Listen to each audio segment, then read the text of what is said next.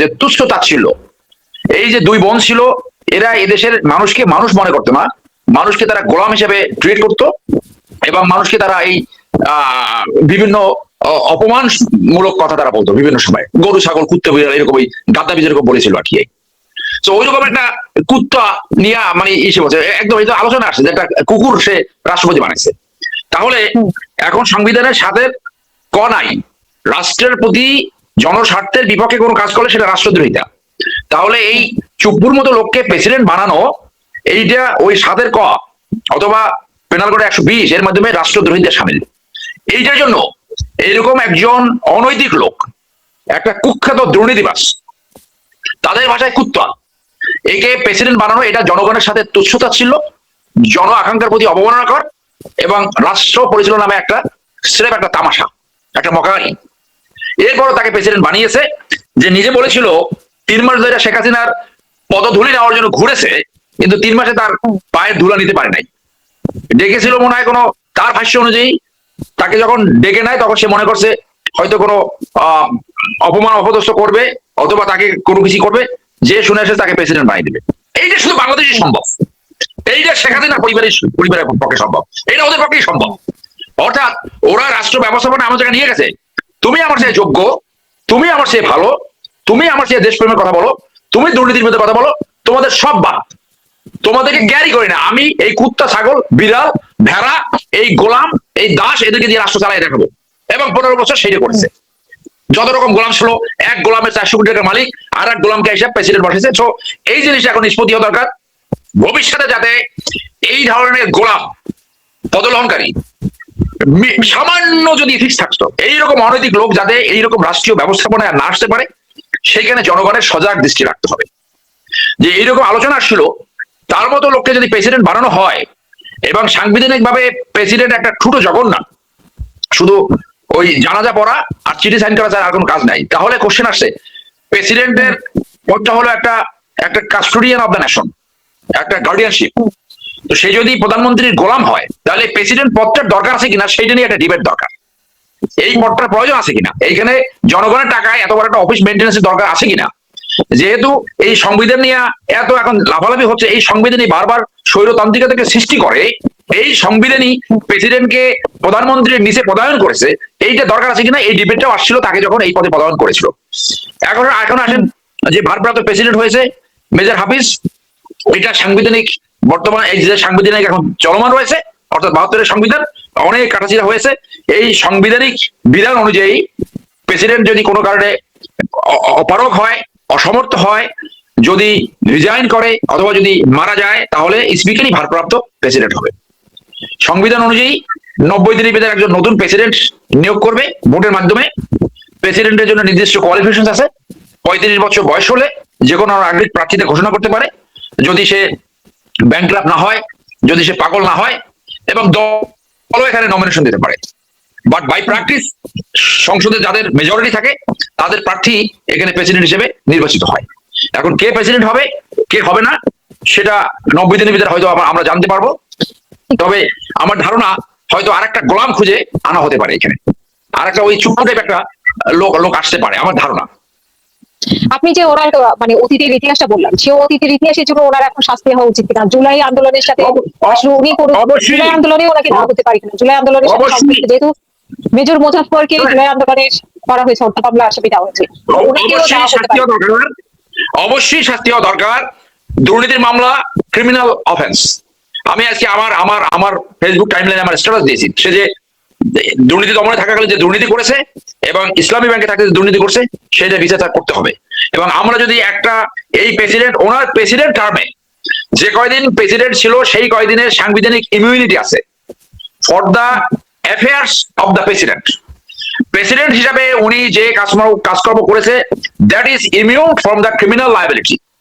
কিন্তু ওনার বিগত দিনের যে অফেন্স, সেই অফেন্স কখনো ওয়েভ হবে না, এবং ক্রিমিনাল অফেন্সে কখনো টাইম বার থাকে না, কোনো তামাদি হয় না।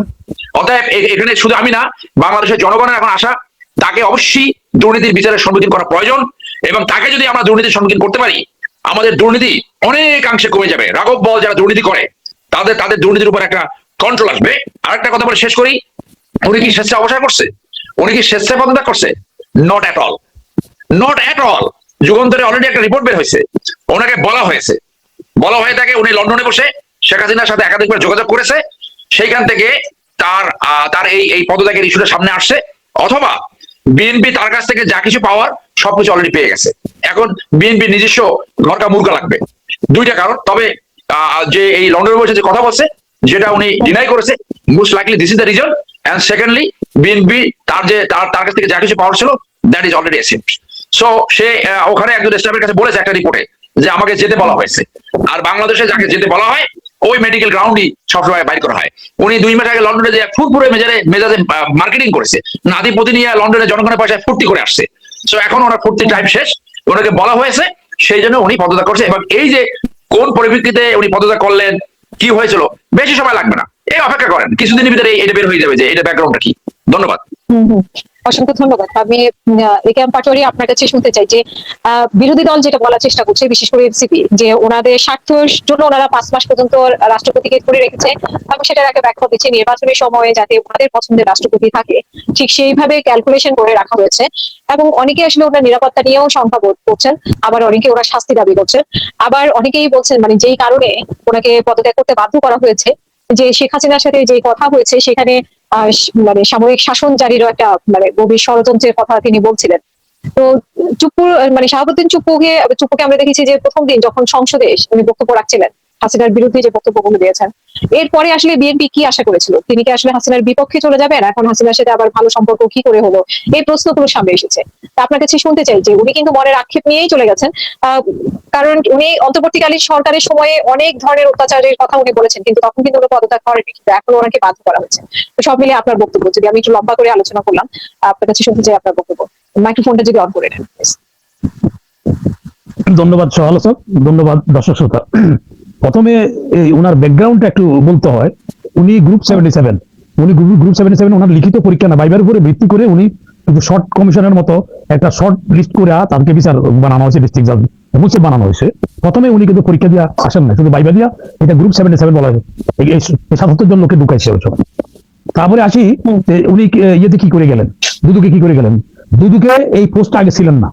দুদুকে গোলাম রহমান সাহেব আমার আত্মীয়, উনি এই পোস্টার জন্য বললো যে এটা জুডিশিয়ারি, যদি জুডিশিয়ারি কাজ কারবার থাকে, জুডিশিয়ারি একটা লোক যদি এখানে মেম্বার থাকে তাহলে কাজটা ভালো ইয়ে হয়, দুদুকের যারা আছে চেয়ারম্যান বা অন্যরা যারা আছে তাদের সুবিধা হয়, যে ল ব্যাকগ্রাউন্ডের একটা লোককে যদি ওখানে নেওয়া হয়। তো এই পোস্টটা আগে কোনো ছিল না দুদুকে, এটা গোলাম রহমান সাহেবই করলেন। প্রধানমন্ত্রী শেখ হাসিনার সাথে দেখা করে এই পোস্টটা উনি স্যাংশন করালেন। স্যাংশন করার পরে যখন এখানে নিরপেক্ষ একজন লোক নিবে, উনি গোলাম রহমান সাহেবকে ফোন দিয়েছেন শেখ হাসিনা। গোলাম রহমান সাহেব ফোন দিয়ে বলছে যে চুপ্পু আমাদের লোক, চুপ্পু এখানে নিয়ে নেন আপনি। তো গোলাম রহমান সাহেব তখন বললেন যে ওর তো ইন্টিগ্রিটি সম্বন্ধে অনেক খারাপ ধারণা আছে, তো এরা ও তার যখন মুনসাফ হয়েছে সেই সময় সে কিন্তু সব কাগজপত্র মুক্তিযুদ্ধের কাগজ দেওয়া হয়েছে সেটা সঠিকভাবে দেওয়া হয় না, এবং তার ফলশ্রুতিতে তাকে রিটায়ার করা হয়েছে। এটা অনেকে জাতি জানার জন্য আমি বলছি, যেহেতু আমার গোলাম রহমান আমার আত্মীয়, সেই জন্য আমি ওই ঘটনাগুলি জানি, সেই জন্য বললাম। তো এরপরে যখন ওখানে বসলেন তখন সে করবে কি, ওইখান থেকে অফিসিয়াল রেকর্ডে না রেখা বিভিন্ন কোম্পানিকে বিভিন্ন সিটি দেওয়া শুরু করলেন। তারপরে তার একটা এজেন্ট আছে, এই লোকটার নামটা আমি বলতে চাচ্ছি না, কারণ যে লোকটার মাধ্যমে করছে এই লোকটা আমাকে আবার খুব ইয়ে করে, তো এই করলে কি আমি সেটা মাফ করবো না, এটা ব্যক্তিগত যায়, আমি সেই জন্য তার নামটা বললাম না। তখন ওই ব্যবসায়ীর লোকে সে যোগাযোগ করে অন বিহাফ অফ চপ্পু, যার পরে সেখানে নেগোসিয়েশন করে সে 4 থেকে 500 কোটি টাকা এই দুদক থেকে কাম হয়েছে। তারপরে গোলাম রহমান সাহেব প্রধানমন্ত্রী নিজে পার্সোনালি দেখা করে তার ব্যাপারে রিপোর্ট করছে যে আমার বিদায় করে, নালে রেকর্ড করে, এরকম করে 2-4টা করবেই, ওরে এটা তো তুমি তুমি বকা দিয়ে দিও আর আমি বলে দেবো। তার মানে এত তার লোকে খয়ের ছিল। এটা দরকার গোলাম রহমান সাহেব এখন আছে জীবিত, ওনারে গুলশানে আছে, ওনারে জিজ্ঞাসা করলে এই তথ্যগুলি সত্যি কিনা যাচাই করা যেতে পারে। তারপরে আসলে এখানে আসার পরে যে লোকটাকে ছবি নামাই দেওয়া হলো, কোন একটা আত্মমর্যাদা সম্পন্ন একটা যে রিক্সাওয়ালাকে এইভাবে অপমান করে, সে কিন্তু রিয়াক্ট করতো। তাকে বিদেশে যাইতে দেয় না, সে নিজে বলছে, তার ছবিটা নামাইছে, সে 3 মাস পরে বলছে উনি অপমানিত বোধ করছে, এরকম একটা লোক। তারপরে শেখ হাসিনাকে কদমবুচি করতে চাইছে, উনি কদমবুচি নেয় না, সেটা নিজের মুখে বলছে, এটা বলছে। আমাদের দুর্ভাগ্য এরকম একটা প্রেসিডেন্টকে আমরা নাম্বার 1 ব্যক্তি আমরা বানাইছি। এটা যারা নিয়েও করছে, এটা এদের জন্য জাতির লোকের তামাশা করার জন্য আমি সর্বের সাথে একমত। এটা এদের জন্য বিচার করা উচিত, এদের যারা এইসব লোকজনকে নিয়ে আসছে, এর একটা খারাপ লোককে নিয়ে আসছে। তার কনজুগাল লাইফ হচ্ছে খুব খারাপ অবস্থা, ছেলেও তার কথা বলে না, ছেলেরাও বহুবার বিয়ে করে তালাক দিয়ে আবার ফিল্ম করছে, সেখানে সে প্রভাব খাটাইয়া কিন্তু ওই যে এর জন্য ফিল্মের জন্য কিছু তথ্যমন্ত্রী কিছু ফান্ড দেওয়া হয়, সে ফান্ড সেখানে করানো হয়েছে। এরকম একটা লোককে আমার দুর্ভাগ্য হলো আমরা এই দেশের নাগরিক হিসেবে পরিচয় দিতে আমাদের লজ্জা লাগে যে এই ধরনের লোক আমাদেরকে নাম্বার 1 ব্যক্তি হচ্ছে, এদেরকে আমরা মহামান্য বলতে হচ্ছে। গেল এটা। আর আসে ওনার বিরুদ্ধে যে কথাটা আসে, অ্যাকচুয়ালি ওনাকে এত কিছুর পরও বিএনপি কেন তাকে ডাইজেস্ট করছে, বিএনপি ডাইজেস্ট করছে। এখন উনি ওইখানে যাওয়ার পরে আওয়ামী লীগের অনেক লোকের সাথে যে বিভিন্ন জায়গা থেকে আমরা যে খবর পাচ্ছি, সেখানে উনি যোগাযোগ করছে আওয়ামী লীগের লোকের সাথে, শেখ হাসিনার পক্ষ থেকে একজনের সাথে যোগাযোগ করছে, যোগাযোগ করে তাকে আওয়ামী লীগ তার পরামর্শ দিচ্ছে ইমার্জেন্সি ডিক্লেয়ার করে আমি সহযোগিতা নিয়ে একটা মধ্যবর্তী ইলেকশন দিয়ে দিলে তাহলে আওয়ামী লীগের অংশগ্রহণমূলক ইলেকশনের মধ্যে আওয়ামী লীগ অংশগ্রহণ করবে, তাহলে তাদের এটা হয়ে যায়, আওয়ামী লীগে সার্ভ করবে। এবং আগে তো তাদের আওয়ামী লীগে সার্ভ করবে এই জন্য নিচ্ছে, বলছে তোমার পাপের কাপ্পারাটা দাও, তোমার পাপের কাপ্পারা দাও, তোমার যে অ্যাপয়েন্টিং অথরিটিকে তুমি সার্ভ করতে পারো না, তাদেরকে পলায়ন করে যাইতে হচ্ছে, সব লোককে রক্ষা করতে পারো না, বাড়িকে রক্ষা করতে পারো না, এখন তোমার একটা সুযোগ আছে কাপ্পারা দেওয়ার জন্য, তুমি ওই পিছিলা পাপগুলি পাপ থেকে মুক্ত হওয়ার জন্য।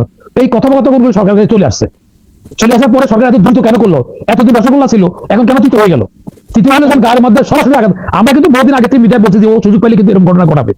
এখনো হাসিনার প্রশাসন থেকে হাসিনার রাষ্ট্রপতি থেকে আমি এই চ্যানেলও বলছি, বিশ্বচরণ আছে আমার সঞ্চালকের, যে আমি এই কথাটা বারবার বলছিলাম যে এরকম একটা লোকের নিয়ে আমরা একে রাখা হচ্ছে, এবং এটা বিএনপি কিন্তু আত্মঘাতী করতেছে, বিএনপি এখন এটা খেলা করতেছে, মনে করতেছে সে কিছুই করতে পারবে না, সে এমন কিছু করবে বিএনপির জন্য কাল হয়ে দাঁড়াবে। আমি এর সঙ্গে একটা কথা বলি যে জাসের নুরুল ইসলাম উনাকে এসআর সাহেব সিদ্ধান্ত নিল তাকে প্রেসিডেন্টের পদ থেকে বাদ দিবে, তো তখন বলে যে তাকে একটা বরখাস্ত করা একটা চিঠি লিখে নিয়ে আসো, ক্যাবিনেট সেক্রেটারি ছিল তখন সাদাত আমাদের বন্ধু ছিল, উনি নিজে আমাকে বলছে। তারপরে উনি বললেন যে না, একটা বিচারপতি তার এইভাবে অপমান করার দরকার নাই, আমরা ওনাকে বললে উনি স্বাস্থ্যগত কারণে পদত্যাগ করছে, এটা করবো, তুমি চিঠিটা লেখা নিয়ে গেছে। এরশাদ সাহেব তখন বলছেন তুমি যাচ্ছ, ও কিন্তু সহজ লোক না, ও কিন্তু আমি বুঝে গেছি সহজ নয়, সে কিন্তু পদত্যাগ করবে না, তাহলে বরখাস্ত করতে হবে। তো উনি বললেন স্যার দেখি না একটা লোকের বিচারপতি আপনার ওনাকে বরখাস্ত করলে জিনিসটা সুন্দর দেখে না, তখন ক্যাবিনেট সেক্রেটারি নিজে ড্রাফট করে একটা চিঠি নিয়ে গেছে, উনি স্বাস্থ্যগত কারণে পদত্যাগ করবে। এটা ওনার কাছে নিয়ে বলে এটা কি, বলে স্যার আমার পাপের পদত্যাগ, কেন পদত্যাগ আমার, বলে স্যার আমার স্বাস্থ্যগত কারণ দেখে, বলে আমার স্বাস্থ্য আমি জানি না, তুমি জানো আমার স্বাস্থ্য ভালো, আমি দেখতেছি, তুমি বলো যে স্বাস্থ্য খারাপ হয়েছে। সে সাইন করে নেয়, সাইন না করে এখন শাহাদত সাহেব রাষ্ট্রপতির কাছে কেমনে বলবো, কারণ ওর পক্ষে তো ওইটা বলছে, তখন শাহাদত সাহেব ভাইয়া যখন এরশাদ ওখানে গেছে, এরশাদ তো খুব এই ব্যাপারে দূরদর্শী, খুব দেখে বুঝছে যে নুরুল ইসলাম তো সাইন করে, কি বলছে না সাইন করবে না, আমার এটা শাহাদত সাহেব বলছে, আমি সেটা বললাম। তো বলে যে বলে স্যার আপনার কথা আপনার ধারণাই সঠিক, বরখাস্ত করে দাও। তো এখানে বিএনপি হঠাৎ করে ওনাকে এতদিন রাখলো, হজম করলো, যেখানে এনসিপি সিলেন পার্টিরা দাবি উঠেছে, অন্যরা দাবি উঠেছে, তারা বরখাস্ত করার জন্য হাসিনা স্পন্সর কি করে রাখবো, সেখানে তখন তাদের কাছে মজা লাগছে, এখন মনে হচ্ছে গায়ের মধ্যে যখন কামড় দিতে আসছে তখন তাদের মরে চড়ে পড়ছে। এখানে আসল রহস্য, স্বাস্থ্যগত কিছুই না। ওনার পদত্যাগ পত্রটা আমি আমাদের সঞ্চালকের কাছে পাঠাইছি, ওখানে যে লেখা আছে মনে হয় না মানে স্বতঃস্ফূর্ত ভাবে সিগনেচার করছে, ওনার লেখাটাই বুঝা যাচ্ছে মনে হয় ওনার জোর করে কেউ সাইন করাচ্ছে, ওনার সিগনেচার মধ্যে বলা যায়। আর ওখানে উনি তো বলেছে কিছু কিছু পত্রিকাকে ইঙ্গিত দিয়েছে যে বুঝে নিতে, তারপরে মানে ওনার যারা একটু বিচক্ষণ তার রেজিগনেশন লেটারটা দেখলে উনি হাতে লেগেছে, ওটা পুরোটা টাইপ করছে, এটা কোনো ডিউ লেটার না, এটা রেজিগনেশন, এটা নিজে হাতে লিখতে হবে না, তার মানে পুরোটা টাইপ হাতে লাগলে পুরোটা হাতে লেখা হবে, এটা ডিউ লেটার না। সুতরাং কোনটা ডিউ লেটারের মধ্যে নিজে হাতে জনাব বলে কাউকে সম্বোধন করে সেখানে লেখে নিজে হাতে সিগনেচারটা শুধু করে, আর যদি রেজিগনেশন লেটার হয় টাইপ করলে পুরোটা টাইপ হতে হবে, এর কেউ কিছু হাতের লেখা কিছু এটা হয় না। এটা গেল এটা। আরেকটা জিনিস হলো, যাক এখন দেরিতে হলে তারা বুঝছে বা তার তথ্যটা তারা সরবরাহ করছে, তার পিছনে লোক লাগিয়ে রাখছিল, সে কি করছে ওখানে যাইয়া, সে ওখানে তার যে চিকিৎসার জন্য সময়টা অতিরিক্ত সময় সেখানে ব্যয় করছে, বিভিন্ন লোকের সাথে সে যোগাযোগ করছে, যে সে দেখছে যে একটা আমাদের হিউম্যান ক্যারেক্টার কি মরার আগে পাশের বাড়ির জমিটা কিনতে চায়, তো সে মনে করছে আমি তো চলে যাবো, যদি ওই ফর্মুলা পরে আগে তো বিএনপির লোকে এদের লোকে ভাও করে সে এতদিন পর্যন্ত থেকে গেল, আবার যদি আরেকটা ইয়ে দিতে পারে, গড় দিতে পারে, আরেকটা যদি চক্করে ইয়ে করে তাহলে সে আবার হয়তো তারা আশ্বাস দিচ্ছে, আবার তারা যদি মধ্যবর্তী ইলেকশন হয় তারা আবার রেখে দিবে, আওয়ামী লীগের আশ্বাস দিচ্ছে তারা, এরকম শোনা যাচ্ছে আর কি। ধন্যবাদ। শেষ হলো, অসংখ্য ধন্যবাদ। আমি সিনাইবা সাইড আপনার কাছে শুনতে চাই যে মেজর হাফিজ মানে তিনি 19 তারিখে গেলেন, 26 তারিখে আসার কথা, এর মধ্যে 2 দিন আগে মানে এগিয়ে ওনাকে আনা হলো 24 তারিখে। তো এই যে উনি আসলেন, উনি আবার সংবাদ সম্মেলন করে ডেকে উনি বললেন, আপনার একটা ভিডিওতে দেখলাম এখানেও সংবিধানের হয়েছে, আপনি বলছেন যে এখানে নিয়ম অনুযায়ী স্পিকার না, ডেপুটি স্পিকার যেহেতু ভারপ্রাপ্ত স্পিকার হয়ে গেছে চিঠি পাওয়ার পরে, সেহেতু আসলে মানে ভারপ্রাপ্ত স্পিকারে এই সংবাদ সম্মেলন ডাকার কথা ছিল। তো সেই ব্যাখ্যাটা আপনার কাছে একটু শুনতে চাই, আর পুরো বিষয়টা আসলে এত নাটকীয়তা করারও বা কারণ কি ছিল সেটা আপনার কাছে শুনতে চাই। মাইক্রোফোনটা যদি অফ করে দেন প্লিজ। এটা খুবই একটা গুরুত্বপূর্ণ বিষয়, কারণ আমাদের মহামান্য ভারপ্রাপ্ত রাষ্ট্রপতি উনি যখন সংবাদ সম্মেলন করছিলেন শুরুতেই বললেন যে রাষ্ট্রপতি পদ করেছে, পদটা শূন্য হয়েছে, এবং পদাধিকার বলে আমার শপথের যে নীতিমালা ছিল আমি স্পিকার হিসেবে শপথ নিয়েছি এবং প্রয়োজনে পালন করবো, আমি এবং ডেপুটি স্পিকার দুজনই। উনি কবে স্পিকার দায়িত্ব, আমি রাষ্ট্রপতি, এটা বললেন স্পষ্ট কাছে লেখা আছে। এখন প্রশ্ন হলো উনি কিন্তু হাতে পেয়েছেন, লক্ষ্য রাখবেন রাষ্ট্রপতি রাষ্ট্রের সর্বোচ্চ পদ, তিনি কিন্তু কারো কাছে দরখাস্ত করেন, নিয়ম মতো পাঠিয়ে দেন, এটা না করার কোনো সুযোগ নাই কিন্তু, নো ওয়ে। পদত্যাগ করেছেন, the moment you received it accepted, কাজেই এটা অ্যাকসেপ্ট করার সাথে সাথে কিন্তু মেজর হাফিজ ভারপ্রাপ্ত রাষ্ট্রপতি হয়ে গেছে। এরপরে সে কি ভুলটা করলেন, তিনি স্পিকার হিসেবে এসে কাগজটা পড়ে বললেন যে এখন আমি ভারত রাষ্ট্রপতি। এখানে ভাইলেশন অফ দ্য কনস্টিটিউশন হয়ে গেছে। ভারপ্রাপ্ত রাষ্ট্রপতি has no obligation to talk to the press as speaker. পারেন না। এটা কে পারে? এটা কায়সার কামাল ডিপটি স্পিকার। উনি স্পিকারের পদে থেকে বলতে পারতেন যে রাষ্ট্রপতি তো পদত্যাগ করেছে, এখন হয়ে গেছে, আমি ভারপ্রাপ্ত স্পিকার হিসেবে আপনাদের বলতেছি, একদম ক্লিন। কিন্তু এটা কেন হলো না? সংসদের ভিতরে কি কোনো আইনজ্ঞ নাই, কোনো কনস্টিটিউশন এক্সপার্ট নাই, কোনো সংবিধান বোঝার লোক নাই? এত বড় ভুল কেন হলো? আমি তো বলবো উনি ভুল করেছে, ঠিক আছে, পাশাপাশি এর জন্য দায়িত্ব দিতে প্রাইম মিনিস্টারকে, অপোজিশন নেতাকে কথা বলতে হবে সংসদে। এটা কেন হলো? এত ভায়োলেশনটা কেন হলো? এবং এটা দরকার ছিল না। প্রথমত কথা হলো এটা দরকার ছিল না। রাষ্ট্রপতি পদত্যাগ করেছে, উনি ঘোষণা দিয়েছে, শেষ। এরপরে যেটা আমার অত্যন্ত প্রিয় ভাই পাটরি ভাই যে কথা বললো, চিঠিটা দেখেন, পুরা টাইপ করা, উপরে হাত লেখা, নিচে হাত লেখা। এই চিঠি আমি দেখা গেলেন কেন? জাতি সন্দেহ করছে আপনাকে? এইভাবে প্রমাণপত্র নিয়ে এত বড় পদকে ছোট করবেন হয় না, হয় না। এখানে লেখা আছে, কনস্টিটিউশন লেখা আছে, পদত্যাগ নিয়মে লেখা আছে ইন রাইটিং, নিজের হাতে লিখবেন তিনি। এটাও কিন্তু হয়নি। এই টাইপটা কে করেছে? বোঝা যাচ্ছে টাইপটা সরকার করে দিছে, উনি সাইন দিয়ে দিচ্ছে। এবং ওনার রোগের কথা যদি উল্লেখ করেছে, উনি তাতে উল্লেখ করতো না। এটা কোন রকম করা, এত ডিসক্লোজ করে ব্যক্তিগত কথা এত বলেন না, স্বাস্থ্যগত এক কথাই যথেষ্ট, একটা শব্দ যথেষ্ট, স্বাস্থ্যগত কারণে বলছেন। আর যে স্বাস্থ্যগত কারণগুলো উল্লেখ করা হয়েছে, এগুলো তো হঠাৎ করে হয়নি। এগুলো তো ওনারা ডায়াবেটিস, তারপরে কি কি স্বাস্থ্য, ওইগুলো তো আগে থেকে ওইটা মিথ্যাকে জাস্টিফাই করার জন্য, মিথ্যাকে জাস্টিফাই করার জন্য এগুলো করছে। জানেন, উনি সুদা লিখে দিবে আমি স্বাস্থ্যগত কারণে পদত্যাগ করলাম, শেষ। আর কিছু ব্যাখ্যা লাগবে না, ঠিক কারণ বলছেন। এই যে বড় লেখাটা লিখছে, এটাও কিন্তু সন্দেহ উল্লেখ করছে। কিন্তু এই চিঠিতে থাকবে, রেকর্ডে থাকবে, এটা ভবিষ্যতে কথা হবে তো এটা নিয়ে। কাজে অনেকগুলো জিনিস ভুল হয়ে গেছে। একটা চিঠি, এটা মানুষ দেখা, ওপেনে দেখানো। দ্বিতীয়ত, ভারপ্রাপ্ত রাষ্ট্রপতি স্পিকারের চেয়ারে আবার বসলেন, বসে আবার প্রেস কনফারেন্স করলেন। সাংঘাতিক কথা। আরো দেখেন কি হয়েছে, দেখার ব্যাপার। স্পিকার কথা বলছে, তার প্রত্যেকটা বেশিরভাগ কথার মধ্যে ডিউটি স্পিকার হস্তক্ষেপ করছে।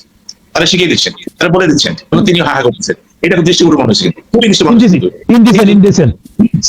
করা যায় না, যায় না, যায় না। যখন স্পিকার কথা বলবে, ডিউটি স্পিকার প্রতি পদে বলতেছে এখন চুপ থাকেন, এটা বলেন না, সেটা বলেন না, নো কমেন্ট, নো কমেন্ট বলেন, নো কমেন্ট, সেরকম শব্দ শোনা গেছে। এটাও কিন্তু মনে হচ্ছে এই পদগুলো নিয়ে কিন্তু খেলার পদ নাই। প্রত্যেকটা চেয়ার জাতির কাছে কিন্তু অ্যাকাউন্টেবল চেয়ার, মার্চিত চেয়ার, এগুলো দেখা উচিত। সারোয়ার ব্যারিস্টার, আমি তো আশা করেছিলাম সারোয়ার হাত দিবে রূপে। আমি তো দিয়ে দিয়েছি, সাথে সাথে একটা ভিডিও করে পাঠিয়েছি, এবং প্রচুর ফোন আমি পেয়েছি দেশে বিদেশ থেকে, মারাত্মক ফোন পেয়েছি। আমি ধন্যবাদ জানিয়েছি আইনজ্ঞ হতে শুরু করে বড় বড় স্টেজ লোকেরা, বলে একটা ভালো কাজ করেছেন। ভালো ব্যাপার যেটা না, ব্যাপারটা হচ্ছে এত বড় ভুল ওইখান থেকে করা হবে কেন? কাজেই এখন তো দেখতে হবে স্পিকার আশেপাশে সবচেয়ে বড় কথা যে এটা দরকার ছিল কিনা, সেটাও তো আপনি যেটা বলছেন যে দরকারও তো ছিল না।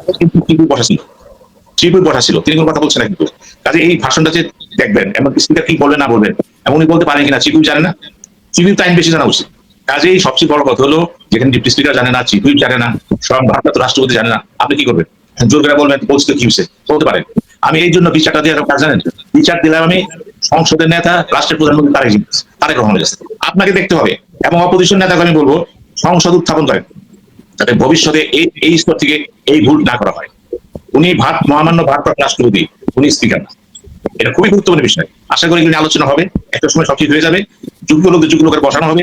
কিভাবে চাচ্ছি এখন আপনার শাহাবুদ্দিন আহমেদ সাহেব চলে গেলেন। উনি চলে গেলেন, বিভিন্ন এখানে গুজব আছে, উনি অস্বীকার করছেন। আবার বলা হচ্ছে গোয়েন্দা বাহিনী তার যে রুমে থাকতেন সেই রুমে তার ডিভাইস ছিল, এবং থাকতে পারে। আবার একটু তো প্রশ্ন, রাষ্ট্রপতি হিসেবে শাহাবুদ্দিন সাহেব 3 বছর ক্ষমতা থাকার পরে উনি কি জানেন না যে তার উনি রাষ্ট্রপতি মানে কি? ওনাকে তো ইব্রার মতো ঘিরে আছে, এবং এই সময় তো আরো ঘিরে থাকে। যখন রাষ্ট্রপতি ছিল খেলা আপনাদের বিগত ঈদে উনি যদি ঈদের মাঠে গেলেন, উনি প্রধানমন্ত্রী হ্যান্ডশেক করলেন। হ্যান্ডশেকের কি হলো? প্রধানমন্ত্রী বললেন সামনে যান, অর্থাৎ ফার্স্ট সিগন্যাল দিলেন। নিয়ম হচ্ছে প্রধানমন্ত্রী রাষ্ট্রপতি যেখানে থাকবেন সেখানে দুজন পাশাপাশি থাকবেন, এটা রাষ্ট্রীয় প্রোটোকল। ওইখানে তো বোঝা গেছে থাকবেন না তিনি। এখন প্রশ্ন হলো তাকে নিয়ে কথাবার্তা হচ্ছে। তিনি যে ভাষণটা দিয়েছেন, প্রথম ভাষণটা, সেই ভাষণটা হলো কি বিএনপির ভাষণ। নিয়ম হচ্ছে সংসদীয় গণতন্ত্রে স্পিচ ফ্রম দ্য থ্রোন, যেটা বলা হয় ব্রিটিশ সংসদে আসছে। ওইখানে যে ভাষণটা আসবে, সেই ভাষণটা বাজার হবে না, এটা হবে যে দল ক্ষমতায় আছে তাদের হবে। সেই অনুযায়ী তিনি যে কথাগুলি বলেছেন, আমি তো সেটা বলবো না, তিনি সংবিধান বা পালন করেন। কিন্তু প্রশ্নটা হলো কৃতজ্ঞতার ব্যাপার আছে, একটা মনুষ্যত্বের ব্যাপার আছে, মানবিকতার ব্যাপার আছে। সেটা হলো তিনি যখন ভালো করে জানেন যে ভাষণ আমি করতে পারবো না, আমার উচিত হবে না, দিন যেখানে শেষ না, তার উচিত ছিল তখনই পদত্যাগ করা, যে আমি ব্যক্তিগত কারণে থাকতে পারবো না। তখন কিন্তু জানেন আওয়ামী লীগের কাছে কিন্তু তার কিছু জবাব দিয়ে থাকতো না। কিন্তু এখন তিনি আওয়ামী লীগ হারাইছেন, বিএনপি হারাইছেন, অপোজিশনের জাতি হারাইছেন। এই যে একটা পর্যায়ে ঘটলো, তিনি এত বড় শাস্তি কেন পেলেন? এই শাস্তিটা মানে এই জন্য পেয়েছেন, স্বয়ং আল্লাহ তার উপর অসন্তুষ্ট হয়েছে। কারণ এত বড় বেইমানি আওয়ামী লীগের সাথে, এত বড় বেইমানি বিএনপির সাথে, দেশের সাথে এগুলি হয় না। আমি সেই জন্য বললাম তার সম্পর্কে আলোচনা যেটা করেছেন, সারোয়ার করলেন, পাটোয়ারি ভাই করলেন, যথেষ্ট আলোচনা হয়েছে। এখন প্রশ্ন দেখা দিচ্ছে তাকে কোনো বিচারের আয়না, হ্যাঁ রাষ্ট্রপতি থাকা অবস্থায় তার ইমিউনিটি আছে, অনেকভাবে ইমিউনিটি আছে, কিন্তু সেটা সিভিল শুটিং নাই, ক্রিমিনাল কেস হবে না।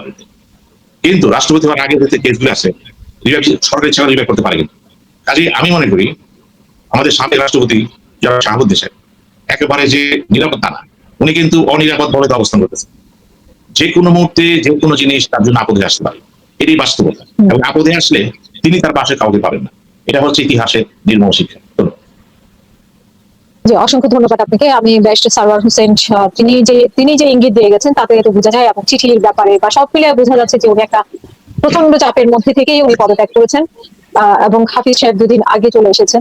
এখন মেজর হাফিজকে সবাই শুভেচ্ছা জানাচ্ছে ভারপ্রাপ্ত রাষ্ট্রপতি হিসেবে। তো অপর সাইডে আমরা আজকেও দেখলাম যে মতিঝিল এলাকায় একটা বোমাও পাওয়া গেছে কিছুক্ষণ আগে। তো আপনার কাছে কি মনে হচ্ছে আরো কোনো বিশৃঙ্খলা তৈরি করতে পারে কিনা এই ইস্যুকে কেন্দ্র করে, বিশেষ করে আওয়ামী লীগ তৈরি করতে পারে কিনা, বা বিরোধী দল থেকে কোনো বিশৃঙ্খলা তৈরি হতে পারে কিনা? ওনার আসলে নিরাপত্তাটাও বা কতটুকু, মানে উনি তো অনেকে গ্রেফতারও করার দাবি করছে, তো উনি কতটা নিরাপদ বলে আপনি মনে করেন? মানে কে নিরাপদ? এই চুপু, শাহাবুদ্দিন চুপু, মানে আউটগোয়িং প্রেসিডেন্ট? হ্যাঁ, যিনি চলে গেছেন। না, ওনার কিছুদিন কোনো একটু নিরাপত্তা রাষ্ট্রীয় সংকট আছে কিনা? কিছুদিন নিরাপত্তা সংকট তো থাকতেই পারে। উনি কিছুদিন রাষ্ট্রীয় প্রোটোকল পাবেন, কিছুদিন হয়তো সেই সময়টা, কিন্তু তার ক্রিমিনাল লায়াবিলিটি কোনোভাবে ওয়েভ হবে না, কোনোভাবে সেটা মার্জনা হবে না। অ্যাজ আই সেড যে তার প্রেসিডেন্ট টেনিউরের সময় for performing the duties of the president এইটা ইমিউনিটি আছে, কিন্তু তার বিগত দিনের যে কর্মকাণ্ড, যে দুর্নীতি, যে ক্ষমতার অপব্যবহার, সেইটা if that amounts to be criminal liability, আপনার দুর্নীতি তো ডেফিনেটলি ক্রিমিনাল লায়াবিলিটি। সে 500 কোটি টাকা, 1000 কোটি টাকা লুটপাট করছে, ওখান থেকে লুটপাট করে এর 80% দেশে শেখ রেহানা শেখ হাসিনাকে দিচ্ছে। কারণ শেখ রেহানা আবার শেখ হাসিনা তাকে বসাইছে কেন? এই যে এসালাম সৃষ্টি কে করছে? শেখ রেহানা। এই চুপ্পু সৃষ্টি করছে কি? শেখ রেহানা। মানে এই আলোচনাটা তো সামনে আসে না। এই শেখ সাহেবের এই মেয়ের কোন ডিমান্ডের কোনো শেষ ছিল না। ডিমান্ডের মানে পারলে রাষ্ট্র বিক্রি করে দিতে পারে, এইটা হলো তার ক্যারেক্টারের অংশ। পরিস্থিতি এমন দাঁড়ালো যে তার ছেলে থাকে সুইডেন, এবং সুইডেন থেকে সে স্পেশাল ফ্লাইটে বাংলাদেশে যাওয়া আসা করে। আপনার স্পেশাল ফ্লাইটে যাওয়া আসা করতে হবে, আপনি কোন আব্দুল্লাহ, মানে এই যে হ্যাডাম। তো কোনো একটা কারণে বোধহয় নাকচ হয়েছিল খালার প্রতি। খালা আবার তার ছোট বোনকে কোনোভাবে গ্রিপ করতে চায় না, কোনোভাবে না, তাকে হেভি রাখতে হবে। তো তখন সে লন্ডন এলাকায়, এবং তার এই যে বাংলাদেশের যে জাতীয় এয়ারলাইন্স, এটাকে ব্যক্তিগত বহর হিসেবে ব্যবহার করতো। তখন এখান থেকে বাংলাদেশ থেকে উনি প্রথম গেলে সুইডেনে, সেখানে স্টপ করে ওখানে বেড়ায় তারপরে লন্ডনে গেল। এইটা এখন বাজারে কি আলোচনা? বাজারে আলোচনা হচ্ছে যে উনি ওখানে তার ভাগনার জন্য টাকা পয়সা নিয়ে গেছে, প্লেনে করে টাকা পয়সা দিয়ে তার বোনের ভাগ ওইখানে দিয়ে তারপর লন্ডন গেছে। রাষ্ট্র চলছে যে এইভাবে। আপনি শুনে নাই যে বালিশ কাণ্ড তো শুধু উপরে হয় না, এই থার্ড টার্মিনাল নিয়ে তার চেয়ে বড় বালিশ কাণ্ড হয়েছে। একটা গাছের চারার দাম 500 টাকা, সেটাকে দেখা যায় 1 লাখ টাকা। হ্যাঁ, ছোট্ট একটা নালা বা আপনার ফিল্ড আপ করছে, আর্থ ফিলিং করেছে, সেইটাকে বানাইছে একটা বিরাট জলাধার, এবং সেইখানেই নাকি 300 কোটি টাকা হাতিয়ে এনেছে। এই কোন দেশ একটা দুর্নীতির বিচার হয় না? কোন দেশ আপনি বলেন তো? তাকে তার যে কদিন রাষ্ট্রীয় প্রোটোকল আর যে কদিন পাবে, এরপরেই তাকে দুর্নীতির মামলার বিচারের সম্মুখীন করা উচিত। এবং সত্যিকারে যদি দুর্নীতির টুটি চেপে ধরতে চায় এই সরকার, যেটা তারেক সাহেব অনেকবার বলেছে, সেটা যদি উনি মেন করে, তাহলে this person will not be allowed to leave the country. সে যদি বাংলাদেশ থেকে একবার যায় চিকিৎসা নামে অন্য কোনো উসিলায়, সে কিন্তু আর ফেরত আসবে না, এটা অলমোস্ট শিওর। এখন আসেন যে এই যে স্পিকার আর এই যে আজকে সংবাদ সম্মেলন, এটা আই এগ্রি উইথ সিনেমার সাথে আমি এগ্রি করছি যে ওখানে স্পিকার উনি যেই মুহূর্তে সাইন করেছেন তার পদত্যাগ হয়ে গেছে। পদত্যাগ গ্রহণ করার এখানে কোনো ফর্মালিটিস নাই, শুধু এই পদত্যাগের ইন্টিমেশনটা সে স্পিকারের কাছে পাঠাবে। যেই মুহূর্তে সে সাইন করেছে সেই মুহূর্তে that office has become vacant, এই পদ খালি হয়ে গেছে। খালি হয়ে যাওয়ার সাথে সাথে সে ভারপ্রাপ্ত রাষ্ট্রপতি হয়ে গেছে। এরপরে এই সংবাদ সম্মেলন উনি স্পিকার হিসেবে করাটা বাধ্যবাধকতা ছিল না বা প্রয়োজন ছিল না। এখন ওখানে কিন্তু অ্যাটর্নি জেনারেল ছিল, তো তারা এই আইনটা যাচাই করে দেখলো না কেন? তো এখন এই যে এই বারবার যে পোকিং করতেছিল ডেপুটি স্পিকার কায়সার কামাল, আপনি দেখেন যে সাইবুর রহমান মৃত্যুর আগে কিন্তু কয়েকটা কথা বলে গেছিল যে সাইবুর রহমান ইলিয়াস আলীর জন্য কোনো কাজ করতে পারে না সিলেটে, একসাথে বসে কোনোদিন কথা বলতে পারে নাই। মানে সাইফুর রহমানকে বাধা সৃষ্টি করার জন্য পরিস্থিতি এমন মানুষের ধারণা করতো যে তাকে বসানো হয়েছে সাইফুর রহমানকে জ্বালাবার জন্য, ও মৃত্যুর আগ পর্যন্ত তাকে জ্বালাইছে, এটা সবাই জানে। তো ওখানে কায়সার কামালকে অনেকে ধারণা করে বসানো হয়েছে এই জন্য। আচ্ছা, কায়সার কামাল তার মতো ক্যারেক্টার নিয়ে ডেপুটি স্পিকার হইল কি করে, এইটা তো আলোচনা বাজারে। আপনি মাহবুবউদ্দিন খোকনের একটা ভিডিও নিশ্চয়ই দেখেছেন, উনি সেখানে বিস্তারিত বর্ণনা করেছে যে একটা কুলাঙ্গার আরেকজনের সে বউ নিয়ে ভাগাই নিয়ে যাচ্ছিল, তাকে ধরে ল্যাংটা করে তারপরে থানায় নিয়ে গেছে, জেল খাটছে, মুসলেখা দিয়ে তারপর জামিন পাইছে যে আমি আর কোনোদিন এই মেয়ের সাথে কথা বলবো না। আরো অনেক কিছু আছে ওই ভিডিওতে, এবং হাইকোর্টে যারা আছে সবাই জানে। তারেক সাহেব লন্ডনে থেকে আসে 17 বছর, উনি তো নৈতিকতা কিভাবে পাবলিক পজিশনে থাকলে কিভাবে নৈতিকতা মেনটেন করতে হয় উনি অনেক উদাহরণ দেখে আসছে। গর্ডন ব্রাউনের বন্ধু কোভিডের রেস্ট্রিকশন ভায়োলেট করে একটা পার্টি করেছিল। এই গর্ডন ব্রাউনের এই কোভিডের রেস্ট্রিকশন ভায়োলেট করে গর্ডন ব্রাউন একটা পার্টি করেছিল, সেই ইস্যুতে গর্ডন ব্রাউনের রিজাইন করতে হয়েছে। আর তার ঘনিষ্ঠ বন্ধু একজন ক্যাবিনেট মিনিস্টার এই রেস্ট্রিকশন ভায়োলেট করে লং ড্রাইভে গিয়েছিল, দ্যাট টু তার মাকে দেখতে গিয়েছিল। এই দুইটা ইস্যুতে কিন্তু গর্ডন ব্রাউন রিজাইন করতেছে, এবং ওই তার যে বন্ধু রেস্ট্রিকশন ভায়োলেট করে লং ড্রাইভে গেছিল তার তাৎক্ষণিক কিন্তু রিজাইন করতে হয়েছে। আর এই কেয়ার স্টিমারের যে এক বন্ধু যার নাম পাওয়া গেছে, ওই যে সেক্সুয়াল অ্যাবিউজার আমেরিকান যার সাথে পাওয়া গেছে, সেই বার্ডেন কিন্তু স্টিমারকে নিতে হয়েছে। তো তারেক সাহেব এগুলো সব জানে, এরপরও এই তাকে কেন লাগবে? এইটা যদি সত্যিকার উন্নত দেশ হইতো এই এক ইস্যুতে কিন্তু সরকার পতন হয়ে যেত, এই একটা ইস্যুতে। তো তার মতো একটা চরিত্রহীন লোক এই মাহমুদের খোকনে পারবে, তাকে কেন ডেপুটি স্পিকার এবং পরবর্তী স্পিকার বানাই দেবে? তার তো নমিনেশন পাওয়ার কথা না। এবং আরেকটা কথা বাজারে আছে, এগুলো আসবে এখন কিন্তু সবাই তৈল, একেবারে তৈলের বোতল কিন্তু তারেক সাহেবের কিন্তু মাথা থেকে একদম পা পর্যন্ত তৈলের বোতল দিয়া ঘি মাখন দিয়ে কিন্তু একেবারে মানে সব ভাষাই দেবে। এই শব্দগুলো ওনাকে কেউই বলবে না। হ্যাঁ, আরেকজন হলো এই যে যোগাযোগ মন্ত্রী, সে তো যখন এমপি নির্বাচন করছে সে খুনের মামলা আসামি, এখনো তো আসামি বোধহয়, সে মামলা খেয়ে ফাঁসি তা তো জানি না। এটা তো 5ই আগস্টের পরে অন্তর্বর্তীকালীন সরকারের সময় ঘটনা, যেখানে মানুষ আশা করছিল এটা নমিনেশনই পাবে না, নমিনেশন হবে সে কিভাবে মন্ত্রী হলো। তো এই যে নৈতিকতার compromise to the ethical behaviour, এটা কখনো না কখনো নিজের ঘাড়ের উপর আসে। এখন তারেক সাহেব হয়তো ওনার বিবেচনায় মনে করছে তারাই তার ভালো টিম, সময় বলে দেবে যে এরা ওনার জন্য বার্ডেন না অ্যাসেট। কিন্তু ইতিহাস বলে যোগ্য, দক্ষ, সৎ লোক ছাড়া সরকার সাকসেসফুল হয় না, হতে পারে না, কোথাও হয় নাই। তো উনি যদি মনে করে যে এই বার্ডেন ওনার ঘাড়ে আসবে না, দ্যাট ইজ রং। এই যে এই বানানো হয়েছে দেখেন কথায় কথায় ওই সাইফুর রহমানের মতো যে মেজর হাফিজ কথাই বলতে পারে, কারণ যদি ইয়ে করে এবং আপনি হাইকোর্টে যান সিসি করে, তার মতো লোক কিভাবে আইনজীবী ফোরামের নেতা হয়? কিভাবে আপনি আপনার কি বন্ধুত্ব যে আপনার নৈতিকতা, তার করাপশন, এই যুবদলের ছেলের বউ ভাগায় বিয়ে করা, এইগুলো আপনি বিবেচনায় নিতে পারছেন না। আপনার বন্ধুত্ব তো ভেরি স্ট্রং, এরকম বন্ধু ভাগ্য তো মানে অনেক অনেক মানে সুকপাল। এইরকম বন্ধু যা কিছু করে, যা অনৈতিকতা করে, যা কিছু করে, তারপর বন্ধুটাকে বন্ধু এখন প্রাইম মিনিস্টার কাছে তাকে প্রোটেকশন করবি, এটা তো রাজকপাল, এটা তো কপালের কপাল। এরপরে এটা হয়, তো এটাও কিন্তু এক ধরনের তামাশা, রাষ্ট্র পরিচালনা এটাও এক ধরনের তামাশা। এবং এইটার বার্ডেনটা আসবে কার উপরে? আলটিমেটলি কিন্তু যে অ্যাপয়েন্ট করেছে তার উপর আসবে। আমাদের আশঙ্কার জায়গা কোথায়? আমাদের আশঙ্কার জায়গা হয়েছে জনগণ স্যাক্রিফাইস করে একটা পরিবর্তনের আশা করেছিল, অন্তর্বর্তীকালীন সরকার ফেল করছে। বিএনপি যদি ফেল করে তাহলে ওই যে ইন্ডিয়ায় পলাতক এরা কিন্তু ফিরে আসার সুযোগ পাবে, এরা কিন্তু আবার মানুষ কিন্তু বলা শুরু করেছিল আমরা আগে ভালো ছিলাম। এইটা যদি এই বলার পরিমাণ যদি বেশি মানুষ যদি বলা শুরু করে যে আমরা আগে ভালো ছিলাম, তাহলে কিন্তু সেটা বিএনপির জন্য সমূহ বিপদ। অতএব এই সমস্ত অনৈতিক ক্যারেক্টার যেগুলা, সেইগুলোকে সে যত আপনার বিশ্বস্ত হোক না কেন তাকে বাই করে দিতে হবে, যেটা প্রেসিডেন্ট জিয়া করছে। প্রেসিডেন্ট জিয়া তার স্টাফ অফিসারকে একটা বিসিবি আনার জন্য ডিসমিস করেছিল। সেই উদাহরণ, সেই নৈতিকতার মান সামনে আনতে হবে, না হলে আওয়ামী লীগ থেকে বিএনপির পার্থক্য আস্তে আস্তে কমে যাবে। এইগুলো তো সাধারণ মানুষ, গরিব দেশে নৈতিকতার মান একটু নিম্ন থাকে, কিন্তু যারা বোঝার, যারা দেখার, তারা কিন্তু ঠিকই বুঝে এবং দেখে। তো এটাকে নিয়ে ইগনোর করা, তুচ্ছ তাচ্ছিল্য করা, এইটা আসলে নিজের বিপদ ডেকে আনার সামিল। আর মেজর হাফিজের কথা তার কি বলবো, বহুতবার বলেছি, তার বাবা মুসলিম থেকে জাসদ হইয়া তারপর মারা গেছে। উনি আমাদের মতো আমাদের জুনিয়রদেরকে একটা রাজনৈতিক উদ্যোগে ঢুকে নিজে সাধু সাজলেন, এখন মতো সরি বললেন না। সো ওনার নেতৃত্বের মান কি? জুনিয়রদেরকে সামনে থেকে চাকু মারতে পারে। আপনি যদি আপনি উদ্যোগ নিয়েছেন, আপনি সেটা নাম ঠিক করছেন, আপনি সবকিছু করছেন, you know it, why did you lie? আপনি মিথ্যা কথা কেন বললেন? এটা তো জাতি জানে, এটা তারেক সাহেব নিজেও জানে।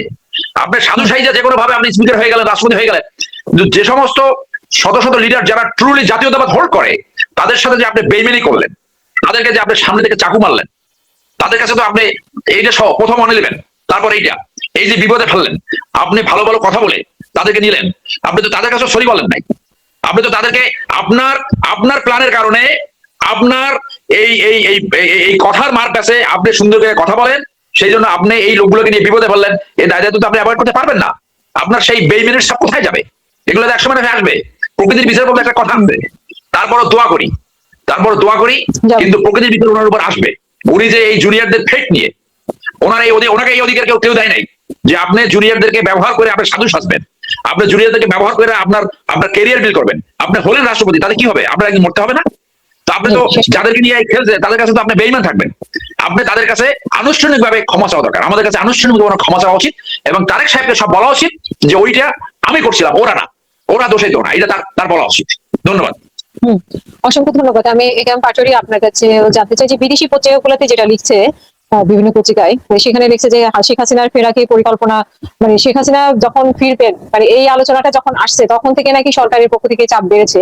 বিদেশি বিভিন্ন পত্রিকায়, বিবিসি থেকে শুরু করে রয়টার্সে এইভাবেই ছাপানো হচ্ছে শাহাবুদ্দিনের পদত্যাগে, যে সরকারের পক্ষ থেকে চাপ দিয়ে মানে এটা করেছে, এবং শেখ হাসিনার আসার বিষয়ে উনি একটা অংশ ছিলেন, যেটা আপনারাও আলোচনা করেছেন। তো এবং উনি যেটা শাহাবুদ্দিন টুকু বলছেন যে উনি আসলে সংবিধান অনুযায়ী দায়িত্ব পালন করেছেন, উনি কোনো অপরাধ করেননি। তো আপনার কাছে শুনতে চাই যে এই মন্তব্যগুলো আপনি কিভাবে দেখছেন? বা বিদেশি, বাংলাদেশে তো হয়তো সরকারের মন জোগায় নিউজ চলবে, কিন্তু বিদেশি পত্রিকাগুলো তো আর সরকারের মন জোগাবে না, সেখানে আরো অনেক কিছু বের হয়ে আসবে হয়তো আগামীকাল। তো এই সত্যগুলোকে আপনি কিভাবে দেখছেন? আর হচ্ছে যে শেখ হাসিনার আসার যে পরিকল্পনা, সেই পরিকল্পনার সাথে সেনা প্রধান বা সেনাবাহিনীর কোনো অংশ জড়িত আছে কিনা বলে আপনি মনে করেন কিনা? কারণ আমরা একটা আলোচনায় শুনেছি যে এখানে রাষ্ট্রপতি, সেনাবাহিনীর লোকজনও নাকি জড়িত আছে।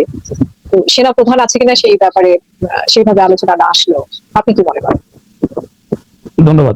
আমি প্রথমে এই একটা ধোঁয়াশা সৃষ্টি হয়েছে স্পিকারের যে সংবাদ সম্মেলন করার পরে, উনি সাংবিধানিক পোস্ট হিসেবে প্রেসের সামনে যাইতেই পারে না, স্পিকার প্রেসের সাথে প্রেসকে ফেস করতে পারে না। আর উনি আজকে যে উনি ভারপ্রাপ্ত হয়েছেন এটা নতুন করে না, বদরুদ্দোজা যখন চলে গেছে তখনও ক্ষমতা ছিল স্পিকার, তার অতিরিক্ত দায়িত্ব। এখানে একটা কথা আছে যে যে কোনো একটা লোক যেমন একটা এডিশনাল সেক্রেটারি যদি তার দায়িত্বের অতিরিক্ত সেক্রেটারি দায়িত্ব পায়, তাহলে কিন্তু সেটা হলো তার অতিরিক্ত দায়িত্ব। সেটার জন্য কোনো শপথের প্রয়োজন নাই, সেটার জন্য কোনো ওই রুটিন ওয়ার্ক ছাড়া অন্য কিছু করতে পারবে না। সেখানে ডিপ্টি স্পিকার এখানে আসতে পারবে না, কারণ এখানে তো তার দায়িত্বের অতিরিক্ত দায়িত্ব দেওয়া হয়েছে তার। এটা রুলস করা বলা আছে, সেখানে কি করবে? সে রুটিন ওয়ার্ক করবে, সে রাষ্ট্রপতি যে এক্সারসাইজ করে যে পাওয়ারগুলি সেটা সে করতে পারবে না, হাবিব সাহেব এটা করতে পারবে না। সুতরাং ঘটনা এটা নতুন করে না, শাহাবুদ্দিন সাহেব হয়েছে, হামিদ চলে গেছে, কেউ বাইরে যাক বা মারা যাক, পদত্যাগ করো, তাহলে স্পিকার তার দায়িত্বের অতিরিক্ত, শব্দটা হলো দায়িত্বের অতিরিক্ত। এডিশনাল চার্জ হলে সেখানে মোমেন্টে বলা যাবে না, সেখানে মাননীয় বলতে হবে রাষ্ট্রপতিকে। এবং ওনার কাছে মোমেন্টে বলছে এটা ভুল বলতেছে, কারণ উনি ফুল প্লেজের রাষ্ট্রপতি না, উনি শুধু রুটিন ওয়ার্ক করার জন্য দায়িত্বের অতিরিক্ত দায়িত্ব। উনি স্পিকার থেকে রিজাইন করতে হবে না, সেখানে ডিপ্টি স্পিকার হবে, সেটাও দরকার না। আইনে ভয় আছে এটা, যদি কেউ তার দায়িত্বের অতিরিক্ত কোনো দায়িত্ব পালন করে সেখানে সে কোনো সাহায্য অংশ পাবে না। এখানে যদি রাষ্ট্রপতি একটা অনারিয়াম পায় সেটাও সে পাবে না, এখানে তার দায়িত্ব অতিরিক্ত। এরকম অনেক ঘটনা আছে যে জয়েন্ট সেক্রেটারির দায়িত্ব অতিরিক্ত দায়িত্ব থেকে ডিজির দায়িত্ব থাকে, এগুলো আইনের মধ্যে বলা আছে। এটা হলো এক সাইড। দ্বিতীয় নম্বর হলো উনি নিজেকে একটু মনে হয় যেন খুব খুশি উৎপন্ন ভাব, উনি প্রেস কনফারেন্স করার কি আছে এখানে? এটা তো প্রথম তো আমি তো প্রথম জীবনে প্রথম তো উনি স্পিকার রাষ্ট্রপতির দায়িত্ব অতিরিক্ত দায়িত্ব পেয়েছে, তা তো না। হামিদের সময় হয়েছে, তার সিনিয়র চেয়ারম্যান ছিল, উনিও তো দায়িত্ব ছিল, অতিরিক্ত দায়িত্ব ছিল রাষ্ট্রপতি চলে যাওয়ার পরে। তারপরে এর আগে জান্নাতুল সরকার ছিল, এর আগে মির্জা গোলাম হামিদ ছিল।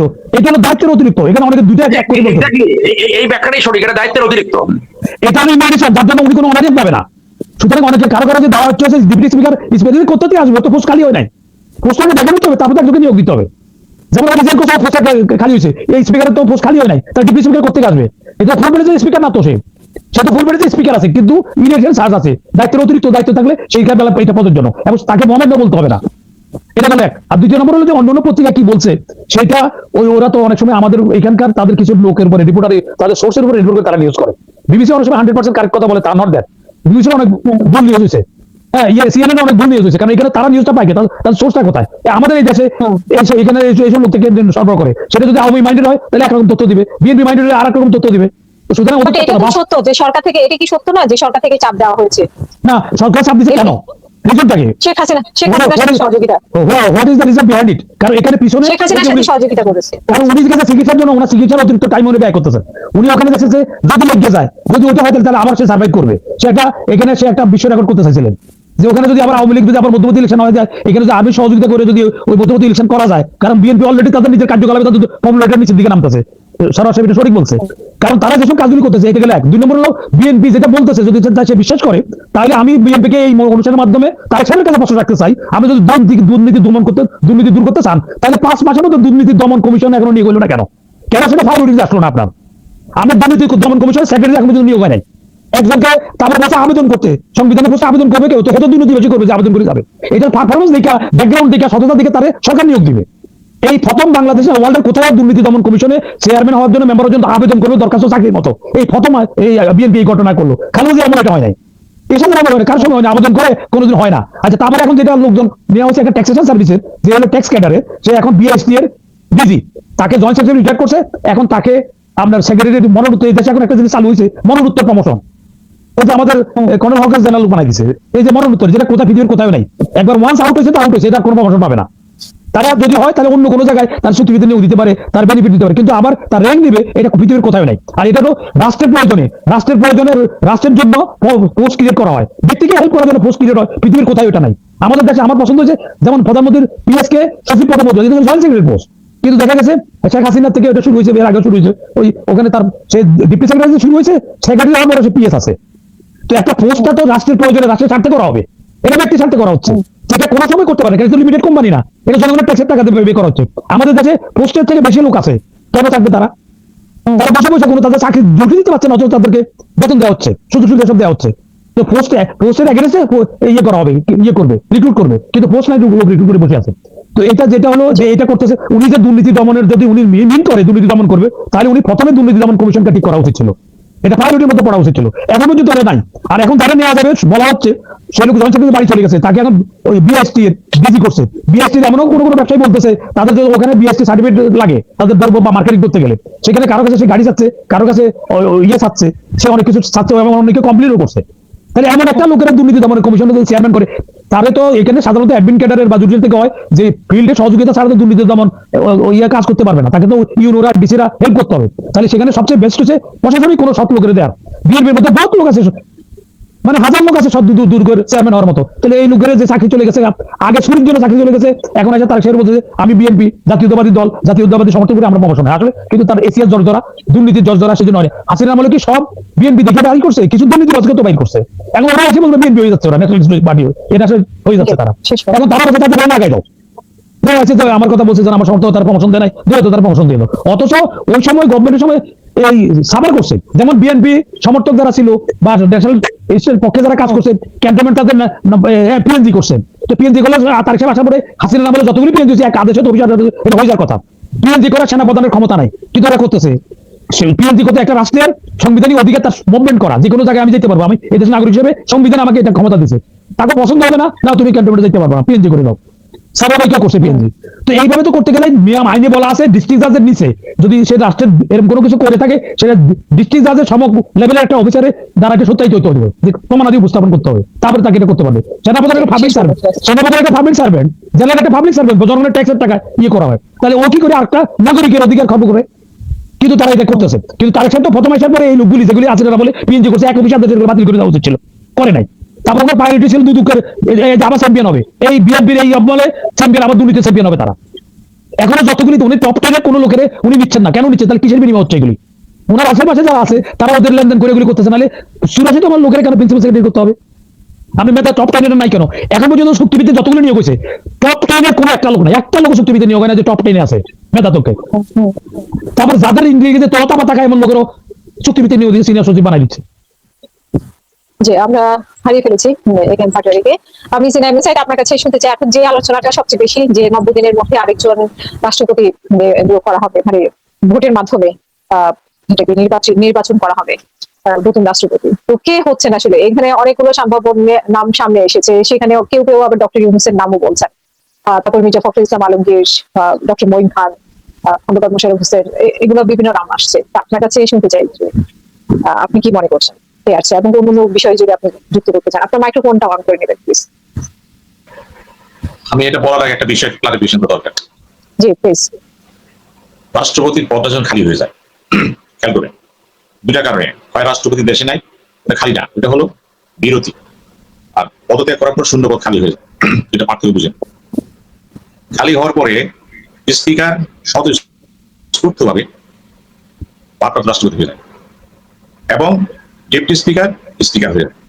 মানে হলো ওই মুহূর্তে স্পিকারের সমস্ত কাজ stop. This not addition service. না না না না না না, এটা কে বলছে আপনার? না না, এটা না। ওটা হলো যদি তাকে ওখানে সে তাহলে এতে তাকে ইস্তফা দিতে হবে তাকে। ওটা তো ফুলমিলে যাবে, টেম্পোরারি বিষয়, অ্যাডক বেসিস 90 ডেজের জন্য। ওটা তো দায়িত্ব অতিরিক্ত। এটা আপনি আপনি জানি দেখেন। আমি তো বললাম দায়িত্ব নিয়ে বললাম, আমি জানি, আমি না জানিয়ে পেতেছি আমি এটা। আমি তো বলছি আপনাকে হ্যাঁ। জিনিসটা হলো স্পিকারের রাষ্ট্রপতি যদি পদত্যাগ করেন দীর্ঘমেয়াদী হয়ে গেল, কিন্তু 90 ডেজ লাগবে ইলেকশন করার জন্য। এই পদ করতে হবে। না, ওটা বলা টাইম বার আছে, টাইম বার আছে, এটা 90 ডেজ অতিরিক্ত যেতে পারবে না, এটা টাইম বার দিয়ে আছে। একবার দেওয়া আছে, করতে হবে। হ্যাঁ, টাইম বার এর মধ্যে করতে হবে। রাষ্ট্রপতি ঠিক আছে। ওই কথা সঠিক, ওই কথা সঠিক। যখন চলে গেল এখানে মানে 123 এখন হচ্ছে জারি করা হয়। তারপরে বাদ দেন, তারা পাবি বুঝবে না। সুতরাং স্পিকার তো চলে গেলেন, রাষ্ট্রপতি ভারপ্রাপ্ত হয়ে গেলেন এবং তার জায়গায় কে আসলেন? ভারপ্রাপ্ত হয়ে ডেপুটি স্পিকার। অর্থাৎ ভারপ্রাপ্ত না রে ভাই, সেনাবাহিনী আমি আপনাকে বলি, ভারপ্রাপ্ত আর অতিরিক্ত দায়িত্ব আলাদা জিনিস। তাহলে ওই পোস্টটা ব্যাকেট করে এখানে দিতে হবে, এটা দায়িত্ব অতিরিক্ত বলা আছে। বলছি স্পিকার খালি হয়ে গেল, যখন সে ভারপ্রাপ্ত হয়ে গেলেন স্পিকার পদ আপাতত খালি। না না না না না না না না, খালি হয় নাই, উনি দুটো দায়িত্ব পালন আচ্ছা করবে। আচ্ছা, পাটুরি ভাই ওনাকে বলতে দেন, ওনাকে বলতে দেন। হ্যাঁ, আর আপনার যুক্তি একরকম, ওনার যুক্তি একরকম। ওনারটা উনি বলুন, তারপরে আপনি পরে আমার তো শুনতে দিন। প্রশ্ন হচ্ছে স্পিকার যখন ভারপ্রাপ্ত হয়ে গেলেন, এটা কিন্তু সেটা না যে ভারপ্রাপ্ত এমডি, এটা ভারপ্রাপ্ত চেয়ারম্যান, এটা সেটা না। কিন্তু উনি যখন ভারপ্রাপ্ত স্পিকার প্রেসিডেন্ট হয়ে গেলেন, উনি স্পিকারের কাজ করবেন না, ওই সময় স্পিকার সে করবে না। কে করবে? ওই কাজটা করে ডেপুটি স্পিকার। একদম সোজা হিসাব। কাজেই এখানে এই ভারপ্রাপ্ত সেবার পার্থক্য আছে এখানে। এখন প্রশ্ন হচ্ছে এই জিনিসটা বোঝার ব্যাপার আছে। আর সারার জন্য যেটা জরুরি হচ্ছে ওই যে ইন এডিশন কথা বলা হচ্ছে 1969 সালে ভারতের নির্বাচনে ভিদিগিরি রাষ্ট্রপতি উনি নির্বাচন করবেন, কিন্তু ক্ষমতা থেকে করা যাবে না। তাহলে কি হবে? উনি না থাকলে কে প্রেসিডেন্ট হয়? চিফ জাস্টিস হেদায়েতুল্লাহকে নিয়ে আসা হলো। কিন্তু হেদায়েতুল্লাহ আসার আগে একটা শর্ত দিয়ে বসলেন যে আমার মূল পদ কোনটা? Chief justice. তাহলে একটা আইনের সংশোধন দরকার কি? In addition to my job I will perform the responsibilities. কিন্তু ওটাকে আইনে নিয়ে আসলো। এই আইনটা কিন্তু শাহাবুদ্দিন সাহেব চেয়েছিল, কিন্তু যেহেতু সংসদ ছিল না সে পারে নাই। তো মারাত্মক আইন কিন্তু এটা, প্রেসিডেন্ট ডিসচার্জ অ্যাক্ট 1969। এগুলো ধারাবাহিক থাকতে হবে। এখন আসেন, পরে কি বলেন আপনি আমাকে? কিছু আমি বলছিলাম যে কে হবে, মানে পরবর্তী রাষ্ট্রপতির নাম হিসেবে অনেকের নাম আসছে, তো সেখানে ডক্টর ইউনূসের নামও কেউ কেউ বলছেন। আপনার কাছে কি মনে হচ্ছে? বাংলাদেশের কল্পনা দেশ, বুঝছেন?